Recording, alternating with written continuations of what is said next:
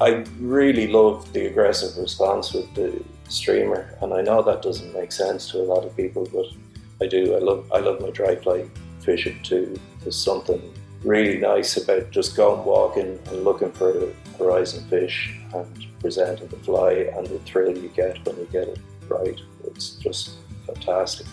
Hello and welcome to the Ireland on the Fly podcast about the people and places of fly fishing in Ireland. It's hard to believe, but we're into the last few weeks of the brown trout season, and in many ways it feels like the season has slipped away from us this last while. But to make the most of your remaining time on the rivers and lochs, we've got some tips and advice for you for September. Friend of the show, Keith McDonnell from Impact Fly Fishing, joins us with some expert late season advice. But first, Tom, do you look forward to September and the end of the season, or is it bittersweet for you? God, no, Dara. I don't think any of us look forward to September because we know what's around the corner. I won't say bleak winter because that's the wrong way to say it. But we know it's ending. We know it's ending. But you said something there about creeping up on you, or it's suddenly I mean, it's just like last week. It was the start of the season, and now I'm looking. Wow, like a couple of weeks left here in the car. Yeah. It's around the corner and it'll be finished. But no, I do enjoy September. I really do.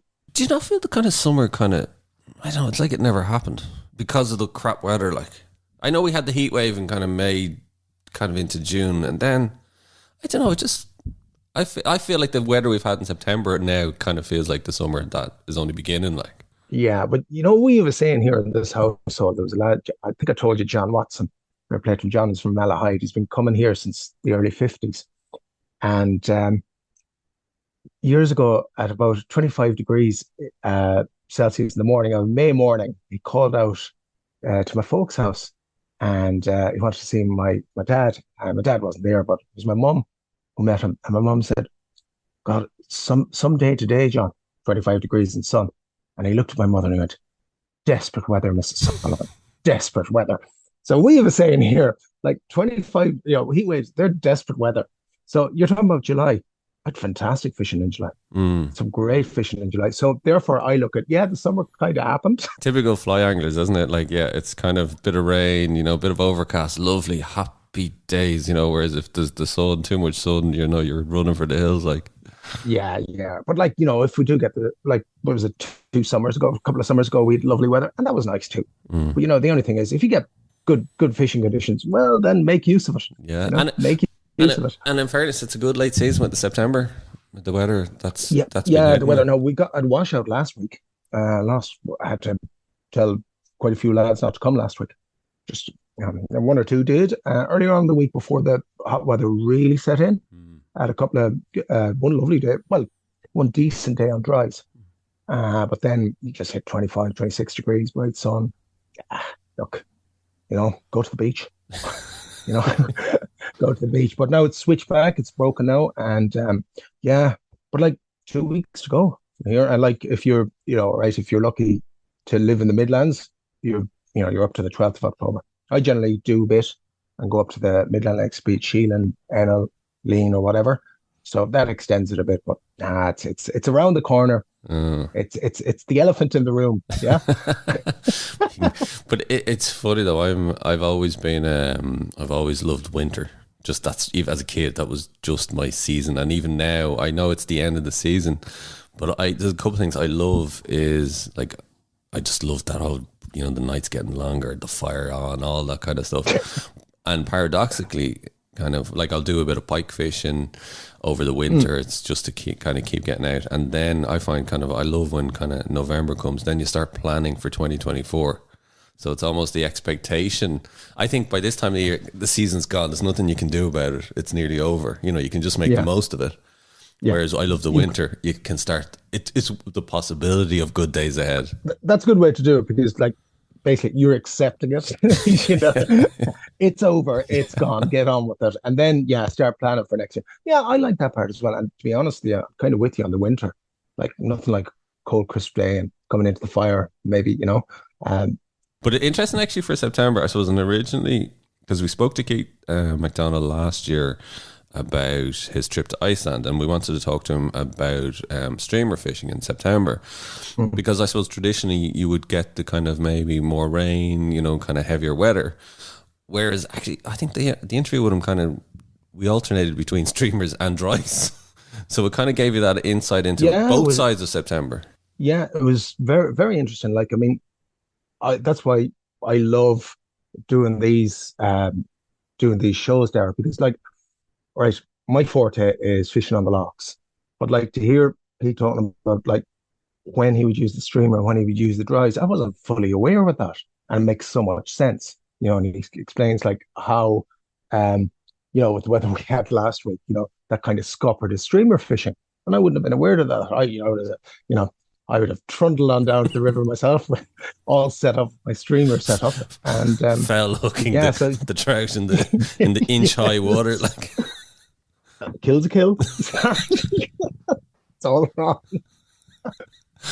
I think we are not condoning such behavior. No, that is a euphemism. I mean, I could say a catch is a catch, right? Okay, yeah, that sounds so bad, but yeah. No, and it makes so much sense.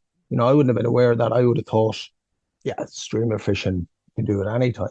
But it yeah, it was a good eye opener. And I was very keen to talk to him as well and talk about it because I do a lot of, in the last couple of years, I've started doing a hell of a lot more streamer lure fishing on the lake here, and definitely is really coming into play more. So it was interesting to talk to him when he uses it and compare the takes and whatever. So it was good. It was good. It was a good chat. It was really interesting for me. Yeah, it's definitely getting growing in popularity, the streamer fishing, and definitely it's something that will definitely, you'll see more people on the lochs and the rivers as it's I suppose, being finessed, and it's not just lunking it out there and seeing what happens. And people like Keith are really kind of at the vanguard of showing the potential of what you can do.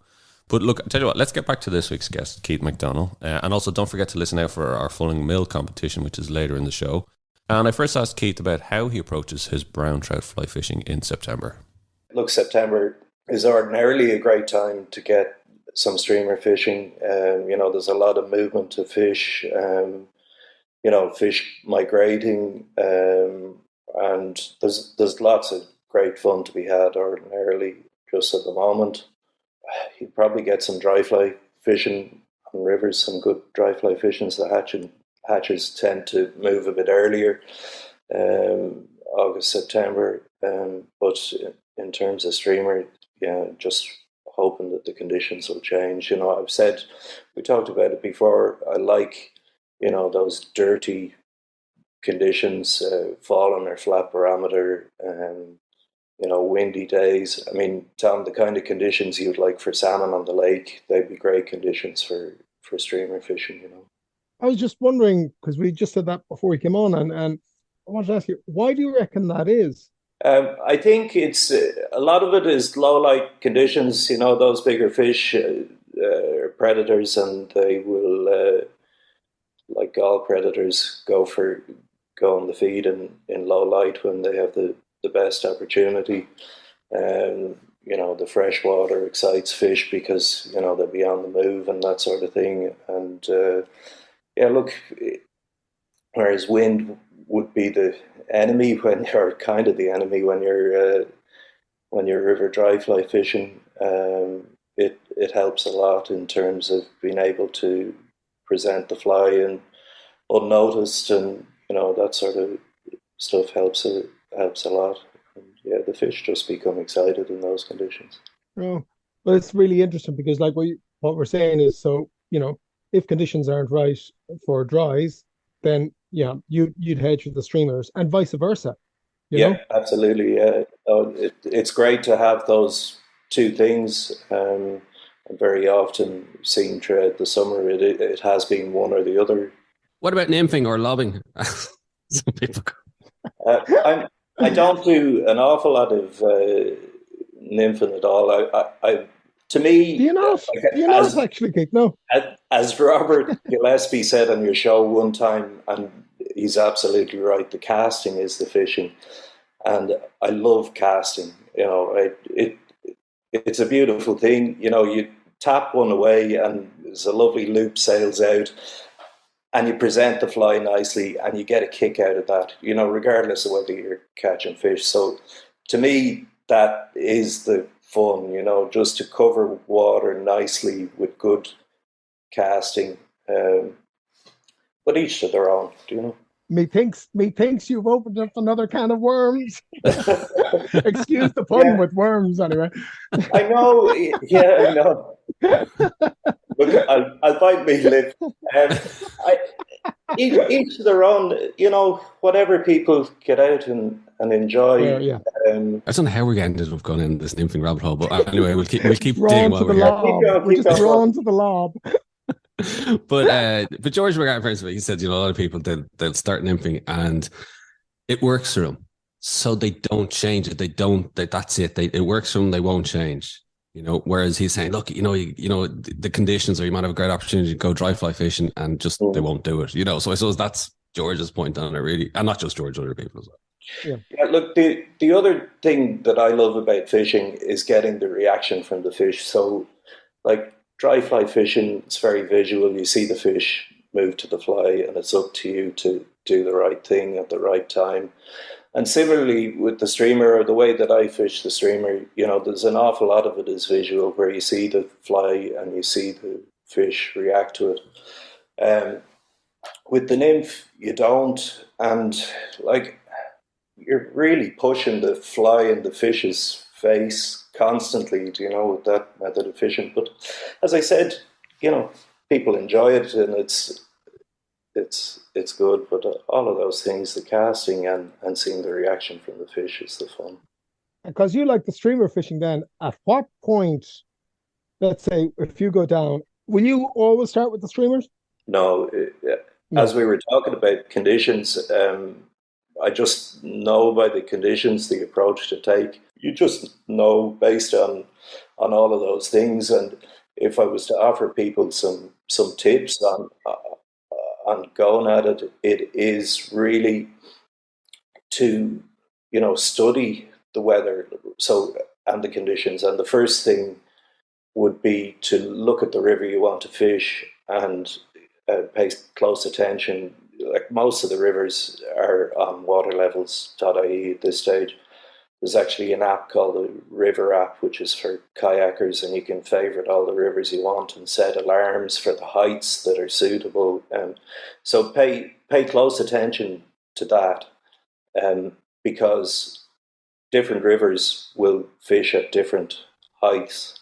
Say, for example, one of my favorites will be 1.2 and 1.3 on the gauge. If it's in around there, then I'm going to be paying attention.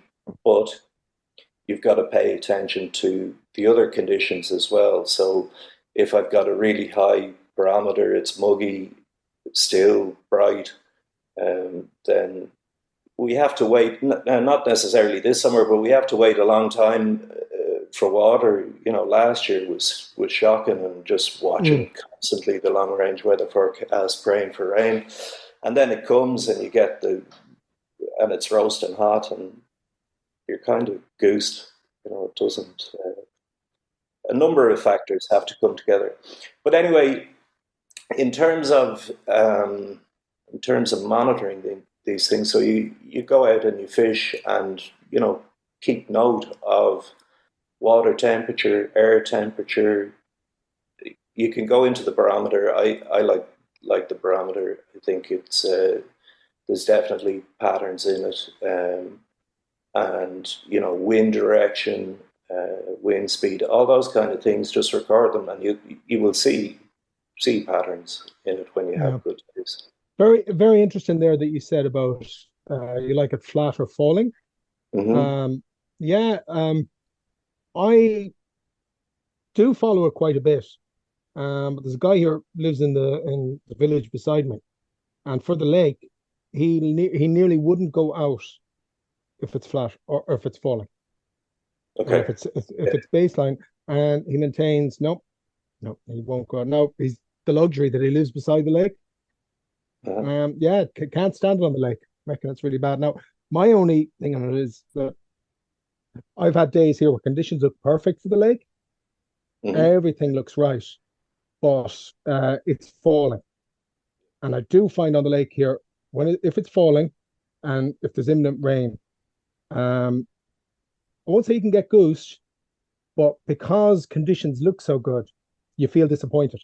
Yeah, so I'm talking specifically about streamer fishing. So for Mm, surface action, if you want dry fly, then rising or high barometer is the one. So you have mm, the option of both things.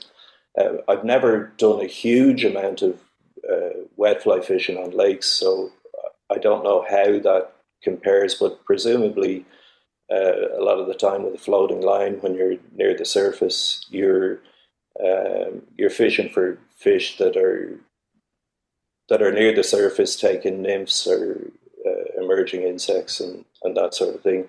I know there's quite a lot of it is just an attraction or mm. just a response as well. But yeah, for the streamer, I think if you can line up all of these factors, then you get the aggressive, or hopefully get the aggressive response from the fish. None of it in fishing is exact. There's Yeah, always yeah, exceptions, yeah. and they'll always prove you wrong at times, and that's good. Otherwise, we wouldn't bother. What struck me though as well, Keith, what you're saying about, taking down the data, you seem very methodical about it.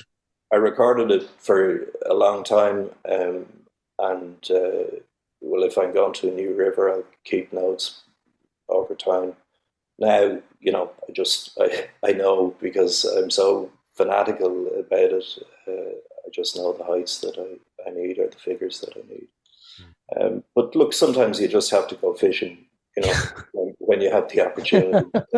It's not When all the data is telling you no, yeah, when everything is telling you no, you still go. And as you yeah, say, sometimes, Kate, you get it wrong in the right yeah, way. Do you know what I mean? yeah, Yeah, absolutely. Yeah, you know. look, there's no hard and fast rules. I'm talking about guidelines Yeah. that help. Mm, yeah, And like water in the river is the number one thing for the streamer. I mean, you can fish in lower water, but you will go to the faster water and, hopefully have cloud and low light.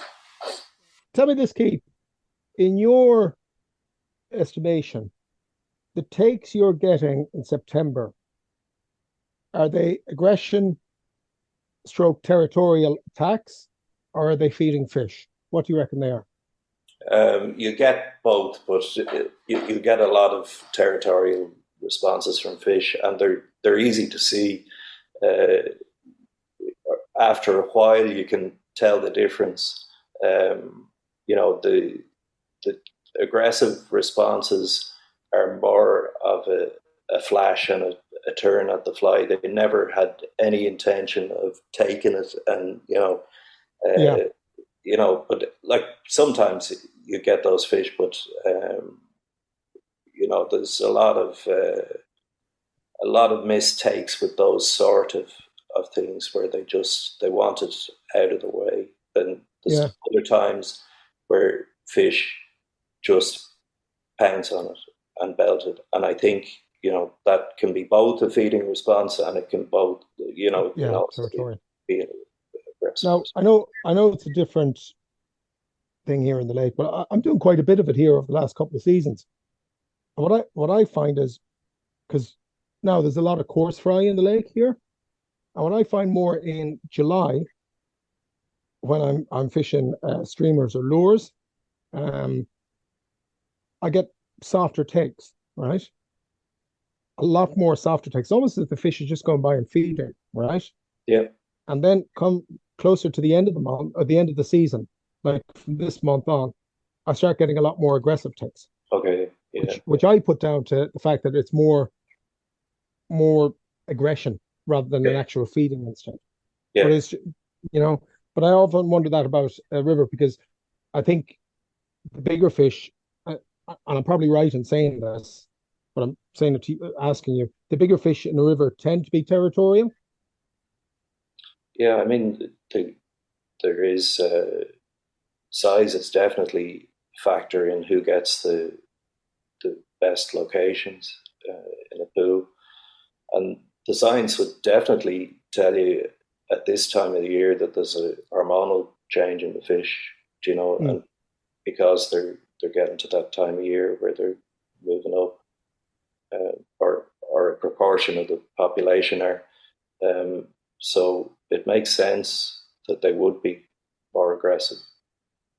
And you see it, I mean, if you watch salmon or trout that are actually getting ready to spawn or are up on reds, the aggressive behavior with them fending off. You love the dries. Like, you would still take the streamers first, would you, before the dries? Let's get that clear. Yeah, I would. I really love the aggressive response with the streamer, and I know that doesn't make sense to a lot of people, but I do. I love my dry fly fishing too. There's something really nice about just going walking and looking for a horizon fish and presenting the fly, and the thrill you get when you get it right. It's just fantastic. So they're different things, but I also really love fly tying and tinkering with flies and that sort of stuff. So yeah, I've had a great dry fly season. I realized in August that I had at least a 4 pounds trout from April onwards through July. So April, May, June, July, I'd won Nice. Somewhere in the 6 to 7 pound range. My weigh net went wonky, but it was really amazing trout. Wow. I mean, as a river trout, that's absolutely amazing. That's that was from three different rivers. I was telling you last year that I was looking at a new river, and myself and Kieran O'Kelly, my fishing buddy, we put a bit of time into a couple of rivers, and it's the one you were talking about bore fruit. It really bore fruit. The one you're about to tell us the name of and the beat. Yeah. We're putting up the coordinates on the. So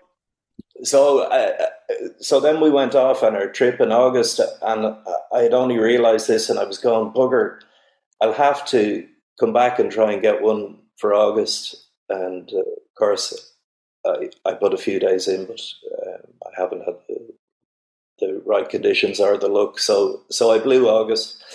Did you come close? No, I didn't. No, I didn't. I didn't find the guy. But that's it, isn't it? It keeps you going. It's nice to have these little goals. I only got out a couple of days, but I think it's actually possible to get one in March as well on the dry fly, which I've never done. That'd be amazing. You're just being greedy now, Keith. Yeah. If I had one 4 pound in the season, I'd be happy. Like, never mind one a month. Like, you just have to go looking for them. You have to just tune into them. That's all. How many of them did it take more than one day catch or one visit? Say that big fish that took a huge number of trips before we got even one. That's going to be reassuring to so many people listening. Yeah, huge number of trips and a number of seasons before that one came right. Now, in fairness to Kieran, he lives a bit closer to it, so he did more legwork than I did, but we did do an awful lot of discussions and trips and, trying to figure it out. And there's a lot of fun on that. And then the day that we got fish on it, we got one each. That's brilliant, just brilliant. So because the next question I wanted to ask you, Keith, was in terms of your dry flies, the F fly. Tell me about this, because you're saying hands down the best dry fly ever invented, I think, was the actual language you used. Yeah, it's just a really generic pattern, and the main patch I'd be fishing would be olives, and it's perfect for it. And just the CDC floats. I think not to get too geeky on it, but if you use a spiky dub on the body, the original Marjan Fratnik, a Slovenian angler. He just used thread. The guy who invented it. But the spiky dub, I just think it gives you the right imprint on the surface. I think those little dimples that are created in the surface film are definitely a trigger for fish. And it's just a great pattern.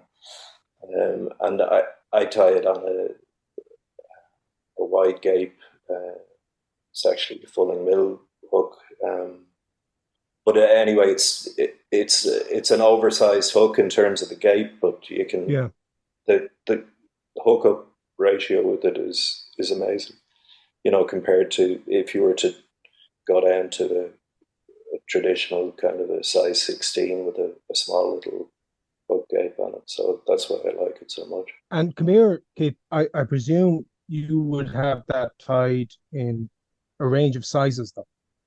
No, or do you just stick to one size? I tend to fish a bit bigger in dry flies. I think there's an awful lot put on size, where I think most of it is presentation. Having your leader right and presenting the fly correctly. On a single dry fly, Keith, what length leader are you fishing? About 15 foot generally. Yeah. Yep. And what are you going down to? Like, how light are you going? Most of the time it would be 4 pounds fluorocarbon. So whatever that is a 0.18. I can't recall. But it'd be fairly fine. And that really helps. About 4x or 5x usually. Getting takes, 5x. And, there are times when trout get locked onto stuff and pernickety, but in general, it's nice to be able to fish a fly that you can see. And, the brown trout, they're opportunists. I put up a cool picture earlier in the season of a fish we got. I think he might have been 4.5, something like that, 4 3/4 in April.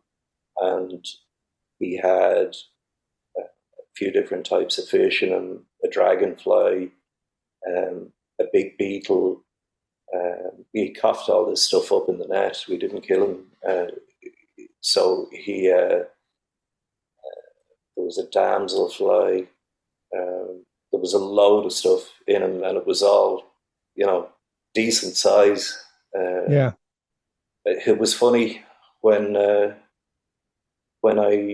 we went to Iceland there recently. I had a box full of lovely big bushy flies and sedges and all that kind of stuff, and like the biggest flies I had in my box were just about right for the guide. He wanted even bigger ones. So wow, yeah. And like a lot of the insects there, small midges, and get the odd sedge or the odd, they call them horseflies. They look a bit like daddy long legs, but not particularly big. And just as I say, a lot of the time they're opportunistic. They can get locked into stuff, and sometimes you won't get them because they look like they're rising and they're taking emergent midges or something below the surface, and it looks like they're going, they're really high in the water column and going hatchets, and they can be tough ones. But in general, the F-fly, kind of a clink hammer between size 10 to size 14, a couple of different types of those that I use, and a few sedges and a few bits and pieces. I like parachute flies a lot. Again, a decent size one. So dry fly fishing is a lot of fun. But I really want to get a big trout on the streamer in September, but need a change in conditions big time. I had a couple of 3.5 pound fish on the streamer this year, but I haven't had any particularly big ones. Just with not in Ireland anyway. What was nuts was I was so starved of fishing. I stopped fishing for a while because the river temperatures went so high in July, and then the rain came, and I was just itching to go fishing. So off I went, got there, and the river was 1.5 meters over the height that I'd like for even streamer fishing, right? And it was humid, hot, bright day, and I was just pottering about, and the river was actually in the fields, and in one bend that I like, standing on the bank, the river was up to my waist, and I pottered around all day because I had nothing else to do, and eventually found a flat spot where there was respite from the current, and a fish came up, and I got him, and that was my only trout for the day. He was around 4 pounds, a bit over 4 pounds, but like, it was just because I had the time to walk around looking, I guess. Yeah. But everything was against me. For your dry fly makeup, okay, so let's say you're going down to 5x at the point, but do you use a section of tapered leader, or do you taper it yourself? Yeah, I have my own tapered leaders. I got them made. They're just one piece of mono tapered. They tapered 9 feet. Yeah, 9 feet is it? leader, and then the rest is tippet. Great. So it's a monofilament leader, and then it's just it's a triple surgeons to the fluorocarbon. It's really, really strong. And do you go level all the way through then from that surgeons? Yeah, and you get beautiful turnover with it. Yeah, it really does give you a good turnover. Yeah. The 12-foot leaders are nice too. I've had those in the past, but I've got a clatter at the 9-foot ones, so I end up using a good bit of tippet, but that's okay. And also as well, you always fish one. Always fish one on the river, yeah. There's never a time you'd fish two. No, on because the river now. I'm never really prospecting, or very, very rarely prospecting. Yeah. Like, if you want to try and get better trout on the dry fly, you have to go look for them and pick them out. Pick them out and direct the single fly onto them. Yeah. I wrote a blog about it in the summer, where my watch had 20,000 steps on it after the day, congratulated me, because you're just walking, and trying to find them. That's the way I approach it, and the best way to approach it is to go and find the right ones, rather than trying to prospect and fish the water. There's occasions where it's nice to go out, to a small river and while away a couple of hours just flicking a fly around, but most of the time it's going walking. If you're a fly tyer or want to get into fly tying, then this is for you. Ireland on the Fly are partnering with Fulling Mill to give away a box of fly tying materials with free shipping to one lucky listener each week for the next 12 weeks. Known for producing world-class fishing flies, including ranges from the likes of David McPhail, Jackie Mahon, Ronan Crane and our very own Tom Dock, Fulling Mill has been perfecting the art of fly tying for decades, and they are now launching their new range of fly tying material, including marabou, bucktail, zonker strips, to dubbing, chenille, yarn and wool. It's a complete offering, and each item is processed and packed by hand, ensuring it arrives in perfect condition. With fly tying season around the corner, what are you waiting for? Their products are available online and in store from your local Fulling Mill dealer, so check it out at fullingmill.co.uk. To be in with the chance of winning the £50 worth of materials, just answer the following question. Name one of the Irish Fulling Mill signature tyres. Email your answer to info@lastcastmedia.com, and we will pick a weekly winner for the next 12 weeks. And congrats to, drumroll, Niall Bowden, who is this week's winner. We'll be in touch, Niall, about how to get your hands on the fly tying goodies. And thanks a million to everyone for entering. You can keep entering, by the way, except for you, Niall. If you haven't won, you can keep entering. We'll have different questions every 4 weeks. So you do have a chance for the next few weeks to answer that. Just answer the question, name one of the Irish Fulling Mill signature tyres. So congrats, Niall. For more details on the competition, see the show notes and our posts on Instagram at Ireland on the Fly. I want to ask you about Iceland. Yeah, this was really good, and we were so lucky. I mean, we're privileged to be able to go and visit the place in the first, but so they've had the opposite of us. They've had no rain for just whatever 6 or 8 weeks by the time we were going. Um, and we arrived, and we've been watching weather forecasts and for the area and seen nothing. And looking at the usual pages on social media, and there was no sign of sea trout being caught. So sea trout was what we were after again, but this time we were going to a different river, Maris Sacco. You've seen him on Instagram at Jungle in the Trout. He's a brilliant guide, but he's sea trout mad. So yeah, Maris suggested this river, that it'd suit us with streamers and exploring and fishing loads of different pools. And so anyway, we got to Iceland, got the car, and got on the road, and all the rivers were really on their bones and just awful looking. And so we were a bit scared, but still, you're on a trip. So as we got out the southeast coast and got towards the mountains, you could see there was rain in the hills. And as we moved on, there was a shot of rain for the evening, and it brought up the river a couple of inches, like not a huge amount. Now it's a very clear river, and the fish arrived. The sea trout arrived, and we had fantastic fishing on lots of different methods, on streamers, on nymphs, on sunray shadows, and we got some salmon, some char, some brown trout as well. But I got 3 double-figure sea trout and a number of others.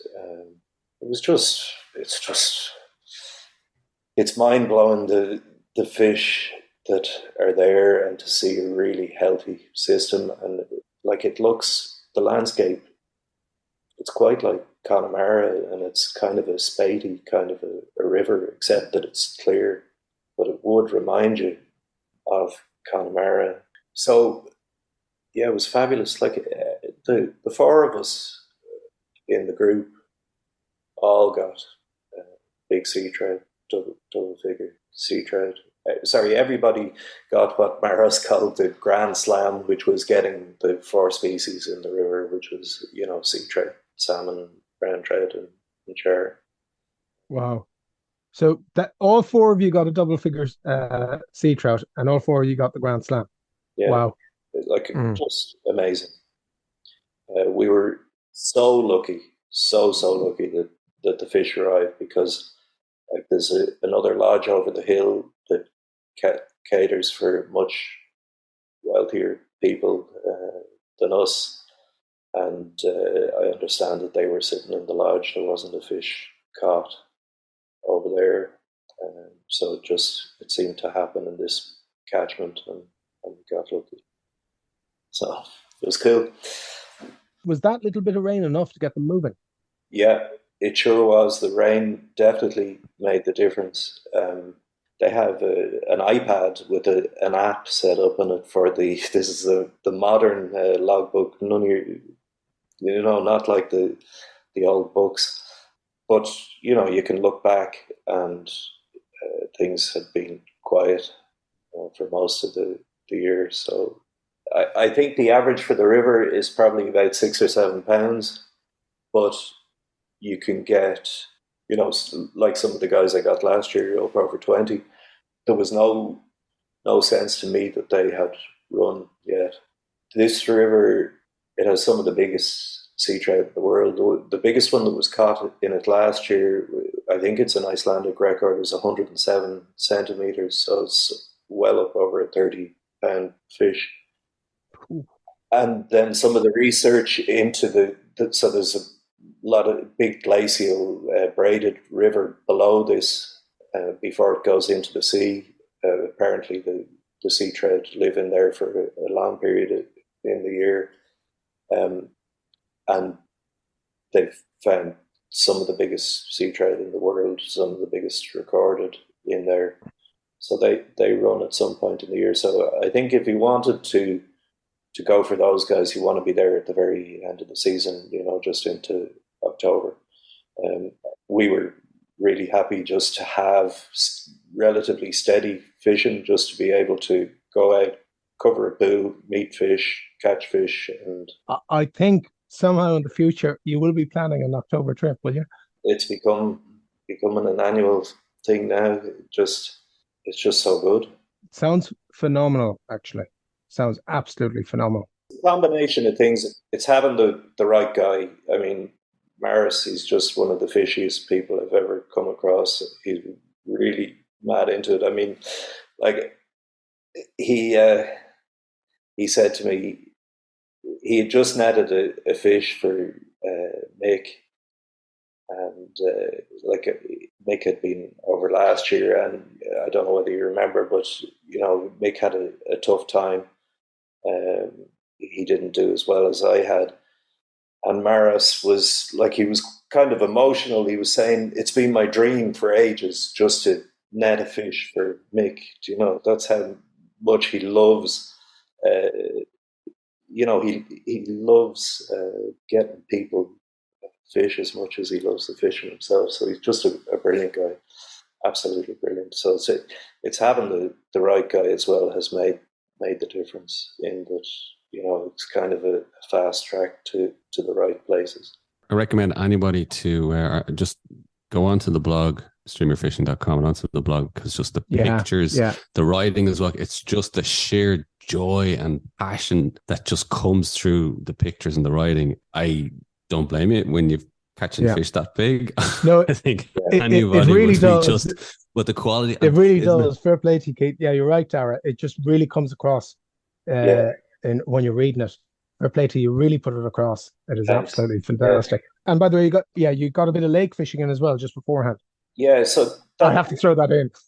No. You'd be interested in this. I found it fascinating. The flight from Dublin lands at 2:00 in Keflavik Airport. So, and our fishing wasn't starting on the river till the following afternoon. So we had planned a bit of lake fishing because it's not as expensive to fish as rivers. So an hour outside Reykjavik on our way, not too far from Lake Pinkfalavatn, the one we talked about before. Yeah. And we hopped in and fished streamers, but the trout weren't huge, but they were willing and plentiful, and it was just really interesting because even though you tell people not to do it, you're often guilty of it, is that you get in and you whack the line as far as you possibly can and start stripping, with enthusiasm, and there was nothing happening. And I was moving out to a point and I saw the wind had dropped, and I was literally ankle deep, and there was a few fish in front of me in water that shallow, eating midges, and they spooked off. I thought, that's interesting. So I changed to casting along the shore, just in the ankle deep water, with a weightless fly, and sure enough, bang, the fish were in such skinny water, couldn't believe, but that was because the midges were were being pushed in on the shore, so they were going right in to have them. But the lake fishing is really cool, and we were able to fish the big flies and get them to react. I think there was nothing over 2 or 2.5 pounds, but good strong fish and lots of fun. So that kept us going till dark. And the beauty of that sort of fishing in Iceland is that they have a national card where there's a huge number of lakes that you can fish around the country on the one license. So I know people who've hired a camper and gone fishing those lakes and done very well and got some really respectable fish, char and trout. but different behaviour. I know in spring on our locks, you'd want the flies right up on the shore in the skinny water. This was taking it to the extreme of literally. Yeah, so it's all those things are worth bearing in mind, aren't they? That not to be too hasty in jumping in and expecting the fish to be in a particular place. Well, I learned that from years ago. I got my first car. I used to fish all the locks in Connemara. It's the first thing I did. A copy of Peter O'Reilly's book, and I used to tick them off. I get there, but always, and I learned really quickly. Little rocky points were always good, but before you went up to fish it, you stood back and you threw your flies with the end of the fly line landing on the rock, and the flies just landing off of the rock. And so many times you catch a good fish by there, like it might be 10 or 11 inches. Yeah, but you catch one there. And like what you said, a lot of the times we just go to the water's edge and then try and cast as far out as we can. So yeah, it's really interesting, and it just goes to show that's everywhere. Yeah. So there's a picture in that blog, and you can see the fish with all of the midges around them. You can see just how shallow they're prepared to go to feed. It's cool for them to take the streamer in that skinny water as well is brilliant. The takes must have been fun then, actually. Brilliant takes. Yeah. Takes. Yeah. What's your, there's a couple of weeks left in the season. When are you one of those when September comes, the end of September, do you hang up the rod, or do you get itchy fingers? The odd time I'll get a go on me and I'll go for pike or rainbow trout very occasionally, but most of the time it's good to hang up the rods. I always have, or try to have, something on the go, whether it's tinkering with the photographs or whether it's fly tying or something else. So I always have something to keep me amused. The odd day at the pike is fun.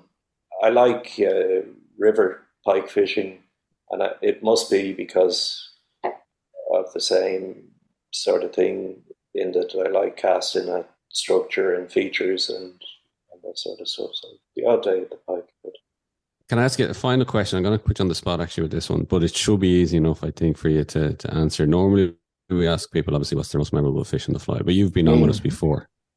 So I want to ask you, what was your most memorable fish on the fly this season? Definitely be that big fish in May on the Spent, because I saw the fish, he was on quite a flat piece of water, relatively slow current, and I saw him cruise a beat. That will often happen with a big fish on slow water, that they'll cruise up to a particular spot and then return to the bottom of the pool and start again. And the weather wasn't on our side. It was raining, and I knew or felt that this guy wasn't going to stay up. So ordinarily, you'd really creep into position, hands and knees and that sort of stuff. And I just ran and cast and got the fly in front of him, and up he came, and I got him. So there was just a big shot of adrenaline for that one. It was just really brilliant and a really strong fish, and like one of the most beautiful I've ever seen. I mean, absolutely stunning looking creature.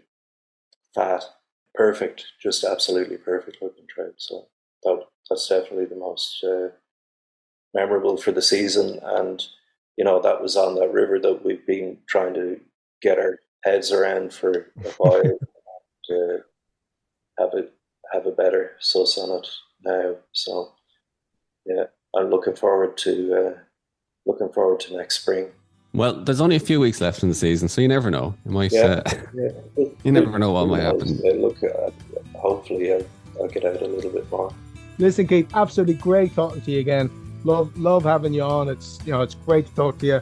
The amount of knowledge that you have, and that that you can impart. It's absolutely fantastic. No, it's great. Really good. Thanks a million. Thanks, Emil. Our thanks to Keith McDonnell for joining us on the show. Don't forget to rate, review, and follow the Ireland on the Fly podcast on Apple, Spotify, or wherever you get your podcasts from. Plus, you can keep up to date on IrelandOnTheFly.com as well as on Instagram, and myself and Tom will be back with another episode about the people and places of fly fishing in Ireland.